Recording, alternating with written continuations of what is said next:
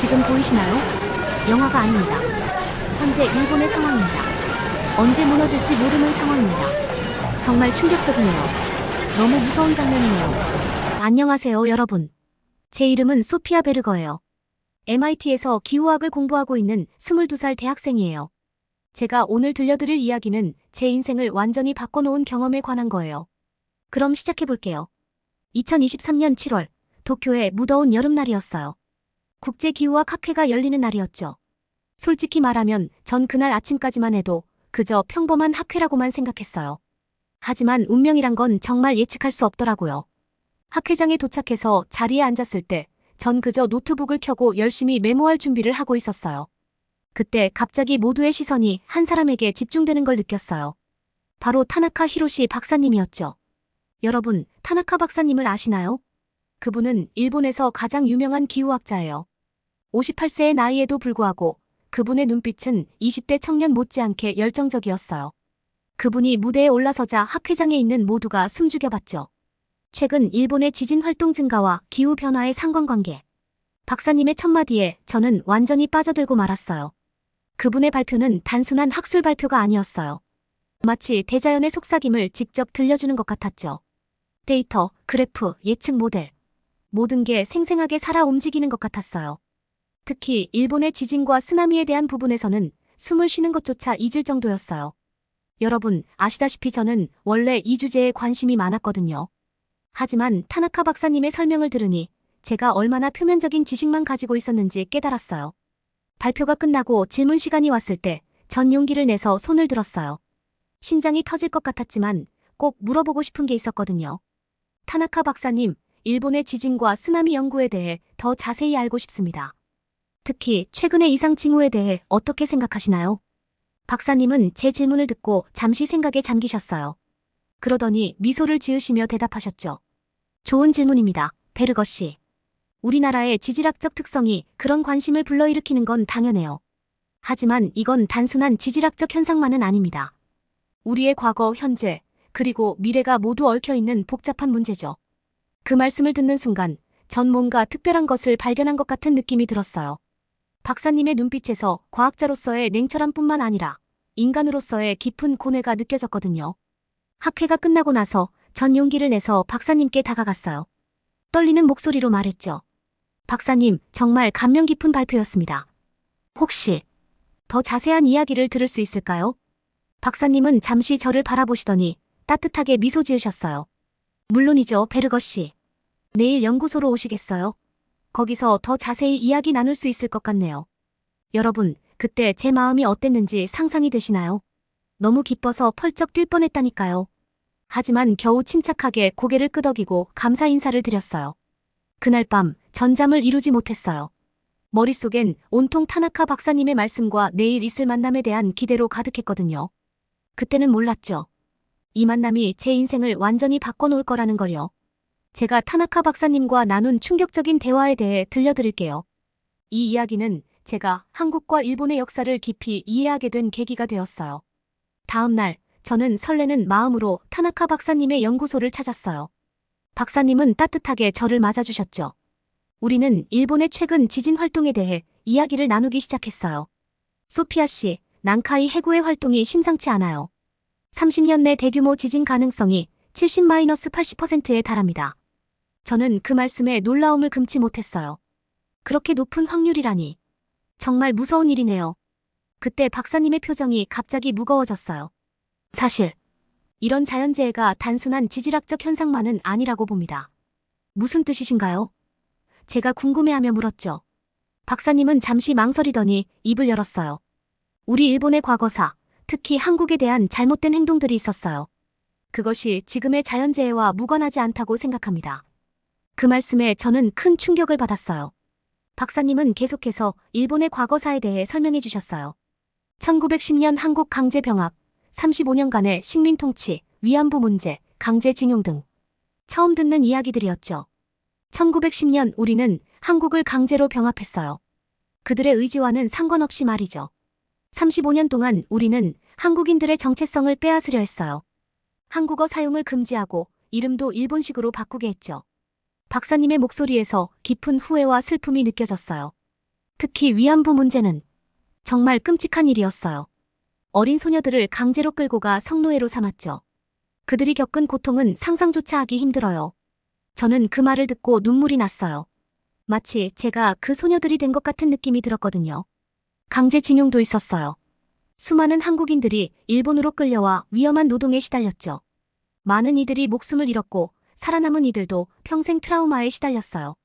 박사님은 계속해서 이야기를 이어갔어요. 광복 이후에도 일본 정부가 제대로 된 사과를 하지 않았다는 것, 역사 교과서를 왜곡했다는 것, 독도 문제로 갈등이 있다는 것까지. 소피아 씨, 당신이 한국인이라고 상상해보세요. 이런 아픔을 겪은 후에 어떤 마음이 들까요? 그 질문에 저는 말문이 막혔어요. 정말 한국인의 입장에서 생각해보니 가슴이 찢어지는 것 같았어요. 억울함, 분노, 슬픔. 복잡한 감정이 한꺼번에 몰려왔죠. 하지만 박사님, 그게 지금의 자연재해와 무슨 관련이 있나요? 제가 조심스럽게 물었어요. 박사님은 깊은 한숨을 내쉬셨어요. 과학적으로 증명할 수는 없어요. 하지만 개인적으로는 이 모든 것이 우리의 과거 잘못에 대한 일종의 경고라고 생각해요. 우리가 진정으로 반성하고 사과하지 않으면 더 큰 재앙이 올지도 모른다고 생각하는 거죠. 그 말씀을 듣고 저는 큰 혼란에 빠졌어요. 과학자로서 이런 견해를 가지신 것이 놀라웠거든요. 하지만 동시에 박사님의 말씀이 어떤 면에서는 이해가 되기도 했어요. 그럼 박사님은 어떻게 하고 싶으신가요? 제가 물었어요. 우리 일본이 진심으로 사과하고 과거의 잘못을 인정해야 해요. 역사 교과서도 바로잡고 피해자들에 대한 보상도 제대로 해야 합니다. 그리고 무엇보다 평화헌법을 지키면서 다시는 그런 일이 반복되지 않도록 해야 해요. 박사님의 말씀을 들으며 저는 깊은 감동을 받았어요. 과학자로서의 냉철함과 인간으로서의 양심이 공존하는 모습이 정말 멋져 보였거든요. 그날 이후로 저는 한국과 일본의 역사에 대해 더 깊이 공부하기 시작했어요. 그리고 점점 더 한국인들의 마음을 이해하게 되었죠. 그들의 아픔, 분노, 그리고 용서하고 싶어도 쉽게 용서할 수 없는 복잡한 감정들을. 여러분, 이런 역사적 진실을 알게 되니 세상을 보는 제 시각이 완전히 바뀌었어요. 단순한 자연재해가 아니라 인간의 역사와 자연이 얽힌 복잡한 상황을 보게 된 거죠. 우선 과학적인 근거가 가장 중요시했기에 타나카 박사님과 함께 진행한 기후 데이터 분석에 더 매진했습니다. 하지만 여기에서도 제게 과학과 역사가 얼마나 밀접하게 연관되어 있는지 깨닫게 해줬어요. 다음 날 아침, 우리는 박사님의 연구실에서 만났어요. 벽면을 가득 채운 모니터들에는 복잡한 기후 데이터와 그래프들이 띄워져 있었죠. 자, 소피아. 이것 좀 봐요. 박사님이 한 화면을 가리키며 말씀하셨어요. 이건 최근 20년간 일본 주변의 해수면 온도 변화를 나타낸 그래프예요. 그래프를 자세히 살펴보니 해수면 온도가 꾸준히 상승하고 있었어요. 특히 최근 5년간의 상승폭이 눈에 띄게 컸죠. 해수면 온도 상승이 왜 중요할까요? 박사님이 물으셨어요. 저는 잠시 생각하다 대답했어요. 해수면 온도 상승은 태풍의 강도를 높이고 발생 빈도를 증가시킬 수 있어요. 또한 해수 팽창으로 인한 해수면 상승을 야기할 수 있고요. 정확해요. 박사님이 고개를 끄덕이셨어요. 그런데 이 데이터를 보세요. 최근 일본을 강타한 태풍들, 특히 산산, 마리아, 안필의 경로와 강도예요. 새로운 화면에 떠오른 태풍 데이터를 보고 저는 놀라지 않을 수 없었어요. 태풍들의 강도가 예년에 비해 훨씬 강했고 발생 빈도도 높았거든요. 이런 패턴은 매우 이례적이에요. 박사님이 설명을 이어갔어요. 특히 이 세 태풍이 거의 연속적으로 일본을 강타한 것은 통계적으로 매우 낮은 확률의 사건이에요. 저는 데이터를 주의 깊게 살펴보며 물었어요. 이런 현상의 원인이 뭘까요? 단순히 기후변화 때문일까요? 박사님은 깊은 한숨을 내쉬셨어요. 과학적으로는 기후변화의 영향이라고 볼 수 있어요. 하지만 박사님의 말씀이 끊기자 저는 궁금증을 참지 못하고 물었어요. 하지만요. 개인적인 견해지만 이것이 일종의 경고라고 생각해요. 우리의 과거 잘못에 대한. 그 말씀에 저는 어제 들었던 역사적 이야기들이 떠올랐어요. 하지만 과학자로서 그런 주장을 받아들이기는 쉽지 않았죠. 박사님, 그렇게 생각하시는 근거가 있으신가요? 제가 조심스럽게 물었어요. 박사님은 잠시 생각에 잠기셨다가 말씀을 이어가셨어요. 물론 과학적으로 직접적인 인과관계를 증명하긴 어려워요. 하지만 이런 데이터를 보세요. 그러면서 박사님은 새로운 그래프를 보여주셨어요. 일본의 온실가스 배출량, 해수면 상승률, 그리고 자연재해 발생 빈도를 나타낸 복합 그래프였죠. 보세요. 이 세 요소가 거의 완벽한 양의 상관관계를 보이고 있어요. 우리나라의 경제 발전과 함께 온실가스 배출량이 증가했고 그에 따라 해수면이 상승했으며 자연재해의 빈도도 높아졌어요. 저는 그래프를 자세히 살펴봤어요. 정말 놀라운 상관관계였죠. 그런데 이게 과거사와 무슨 관련이 있나요? 제가 물었어요. 박사님은 또 다른 데이터를 보여주셨어요. 일본의 전후 경제 성장률과 한국, 중국 등 주변국과의 관계를 나타내는 지표였어요. 여기 보세요. 우리나라가 가장 급격한 경제 성장을 이룬 시기에 주변국과의 관계는 최악이었어요. 우리는 경제 발전에만 집중한 나머지 과거사 문제를 제대로 해결하지 않았죠. 박사님의 설명을 들으며 저는 점점 더 혼란스러워졌어요. 과학적 데이터와 역사적 사실이 이렇게 밀접하게 연관될 수 있다는 사실이 놀라웠거든요. 그렇다면 이 모든 자연재해가 일본의 과거사와 연관이 있다고 보시는 건가요? 제가 조심스럽게 물었어요. 박사님은 고개를 끄덕이셨어요. 직접적인 인과관계라고 말하긴 어렵지만 적어도 간접적인 연관성은 있다고 봐요. 우리가 과거의 잘못을 제대로 반성하지 않고 경제 발전에만 치중한 결과 환경을 해치고 기후변화를 가속화했어요. 그리고 그 결과가 이런 극단적인 자연재해로 나타나고 있는 거죠. 이 말씀을 듣고 저는 깊은 생각에 빠졌어요. 과학자로서 이런 주장을 그대로 받아들이기는 어려웠지만 동시에 박사님의 말씀이 전혀 근거 없는 것은 아니라는 생각도 들었거든요. 그럼 우리가 할 수 있는 일은 뭘까요? 제가 물었어요. 우선은 더 많은 데이터를 수집하고 분석해야 해요. 그리고 이런 연관성에 대해 더 깊이 연구해야 해요. 동시에 우리는 과거사 문제 해결과 환경 보호를 위해 더 노력해야 해요. 이 모든 것이 연결되어 있다는 걸 인식하는 것부터가 중요한 첫걸음이 될 거예요. 그날 이후로 저는 기후변화와 역사, 그리고 인간의 책임에 대해 더 깊이 고민하게 됐어요. 과학자로서 이런 복잡한 문제를 어떻게 다뤄야 할지, 그리고 우리의 연구가 어떻게 더 나은 미래를 만드는 데 기여할 수 있을지 생각하게 된 거죠. 우리의 과학적 예측이 현실이 되는 순간, 그리고 역사의 아픔을 뛰어넘는 인류애를 목격한 그날의 이야기예요. 7월 15일, 평화로운 아침이 시작되는 줄 알았죠. 하지만 운명은 우리에게 다른 계획을 가지고 있었어요. 오전 9시 17분, 땅이 흔들리기 시작했어요. 처음엔 그냥 작은 진동인 줄 알았어요. 하지만 순식간에 상황이 달라졌죠. 지진이다. 모두 대피해. 타나카 박사님의 외침이 연구소 전체에 울려 퍼졌어요. 우리는 급하게 책상 밑으로 몸을 숨겼어요. 건물이 마치 종이처럼 흔들리는 것 같았어요. 창문이 깨지는 소리, 물건들이 떨어지는 소리. 그 순간 저는 정말 죽을 수도 있겠다는 생각이 들었어요. 규모 7.1. 도쿄 남동쪽에서 발생한 것 같아. 박사님이 소리치셨어요.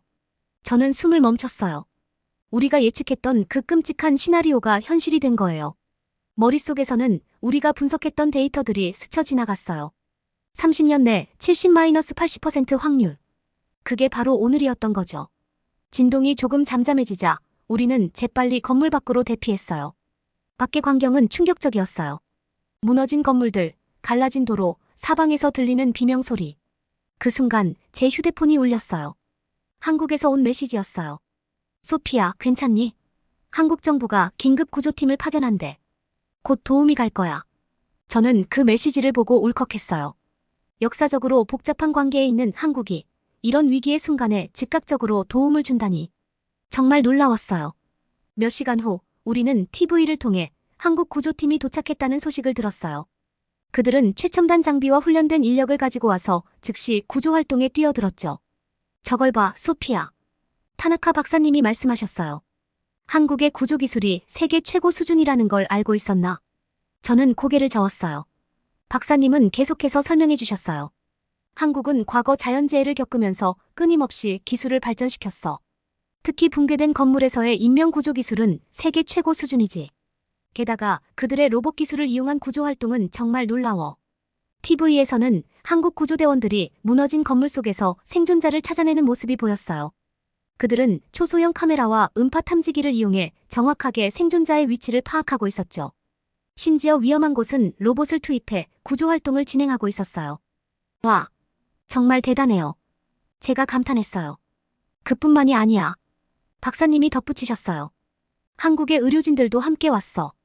그들의 재난 의료 시스템은 세계적으로 인정받고 있지. 특히 중증 외상 환자 처치 기술은 최고 수준이야. 그때 뉴스에서 한국 외교부 장관의 성명이 발표됐어요. 우리는 과거의 역사와 상관없이 지금 고통받고 있는 일본 국민들을 돕는 것이 인류애적 차원에서 당연한 일이라고 생각합니다. 우리는 최선을 다해 구조와 복구를 지원할 것입니다. 이 말을 들으며 저는 눈물이 났어요. 역사적 갈등을 뛰어넘는 이 대승적 태도에 정말 감동받았거든요. 며칠이 지나면서 한국의 지원은 계속 이어졌어요. 구호물자, 의약품, 심지어 임시주택까지 제공했죠. 한국 기업들도 적극적으로 나섰어요. 삼성, 현대, LG 등 대기업들이 대규모 후원을 약속했고 첨단 기술을 활용한 복구 지원도 이뤄졌어요. 이 모든 광경을 지켜보며 저는 깊은 감동을 받았어요. 과학자로서 우리의 예측이 맞았다는 사실에 대한 복잡한 감정도 있었지만 그보다는 인류의 승리를 목격한 것 같아 가슴이 뜨거워졌어요. 여러분, 이번 경험을 통해 저는 과학의 힘과 동시에 인류의 위대함을 배웠어요. 그리고 고맙습니다, 대한민국. 지진 이후 일본과 한국, 그리고 제 인생에 어떤 변화가 있었는지, 그리고 이 경험을 통해 어떤 깨달음을 얻었는지 말씀드리겠습니다. 지진 발생 한 달 후 일본은 여전히 복구 중이었어요. 한국의 지원 덕분에 예상보다 빠르게 회복되고 있었죠. 타나카 박사님과 함께 복구 현장을 둘러보며 한국의 놀라운 기술력을 목격했어요. 소피아, 한국의 도움이 없었다면 우리는 아직도 잔해 속에서 헤매고 있었을 거야. 박사님이 말씀하셨어요. 정말 그랬어요. 한국의 첨단 장비들이 곳곳에서 활약하고 있었거든요. 특히 위험 지역에서 작업하는 로봇들의 모습은 정말 인상적이었죠. 한국의 도움이 이렇게 클 줄 몰랐어요. 제가 말했어요. 박사님은 깊은 한숨을 내쉬셨어요. 그래, 나도 마찬가지야.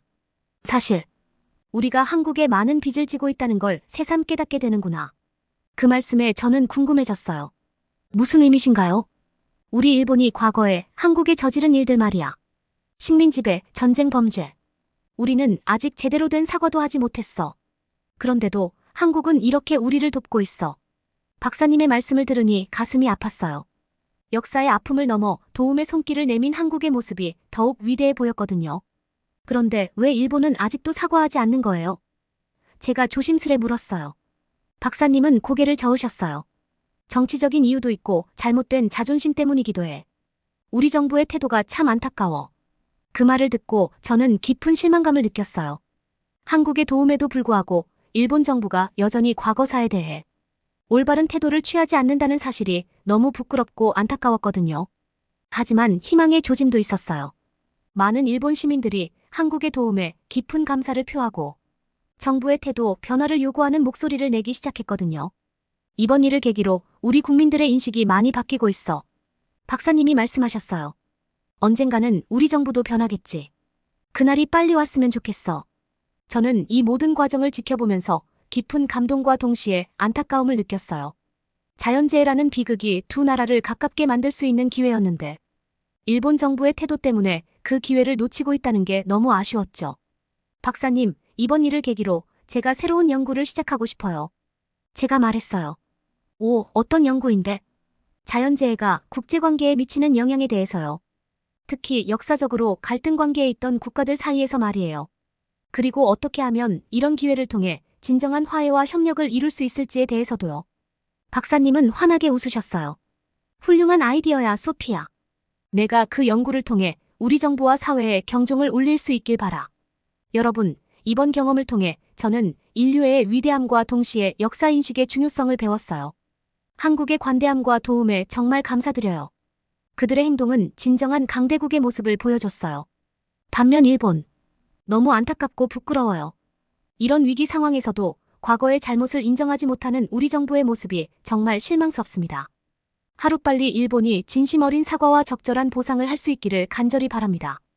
앞으로 제 연구를 통해 이런 변화를 이끌어내는데 조금이라도 기여하고 싶어요. 여러분도 저와 함께 더 나은 미래, 진정한 화해와 평화의 시대를 만들어가는데 동참해 주시길 바랍니다. 그리고 마지막으로 일본은 진심 어린 사과를 꼭 했으면 좋겠습니다. 지금까지 소피아 베르거였습니다. 긴 이야기 들어주셔서 정말 감사해요. 지금까지 소피아 베르거이님의 사연을 들었습니다. 일본에게 따끔한 한마디 고맙습니다. 사연이 마음에 드셨다면 좋아요와 구독 알림 설정까지 부탁드립니다.